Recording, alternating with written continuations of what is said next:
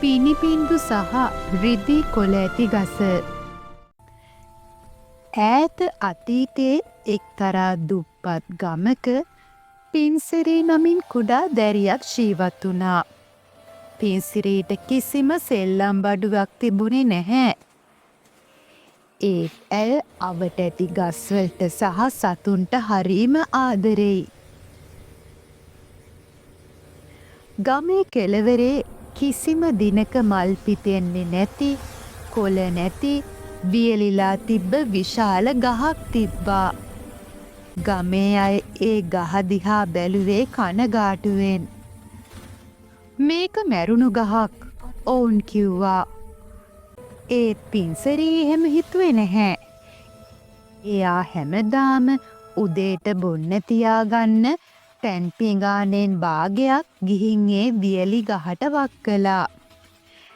එයා ගහත් එක්ක කතා කළා. ලස්සන සින්දුත් කිව්වා. එක සීතල රාත්‍රියක පින්සරී ගහමුල වාඩි වෙලා ඉද්දී එයා දැක්කා පුංචි කුරුළු පැටියෙක් සීතලෙන් ගැහිමින් බිම වැටිලා ඉන්නවා. පින්සරී ඉක්මනින් එයාගේ පොරෝණයෙන් කුරුළු පැටියව ඔතලා වියලි ගහේ තිබ්බ කුඩා බෙනයක් ඇතුලින් තිබ්බා. ඒ වෙලාවේ පුදුම දෙයක් සිද්ධ වුණේ. කුරුළු පැටියා එක පාරටම දීප්තිමත් තිල් පැහැති සුරංගනාවියක් වුණා. පින්සරී ඔබේ කරුණාවන්ත හදවත මේ වියලි ගසට පණ දුන්නා. සුරංගනාවිය පැවසුවා.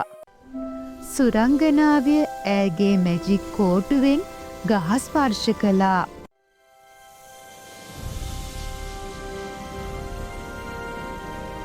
ඒ මොහොතේම වියලි අතුවලින් රිදී පාට කොළ මතුවෙන්න පටන් ගත්තා.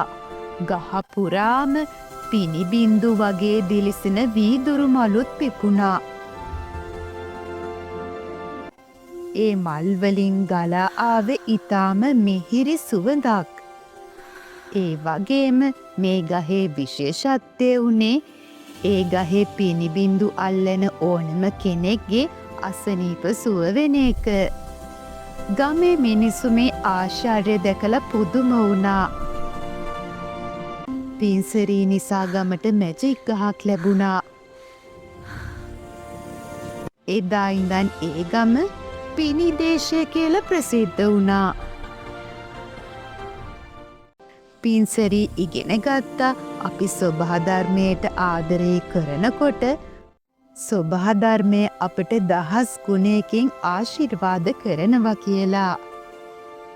ඉතින් චූටි දුවේ පුතේ මේ කතාවෙන් අපිට ගන්න පුළුවන් පාඩම තමයි කරුණාවන්ත කියන්නේ ලෝකයේ ලොකුම මැජික් එක.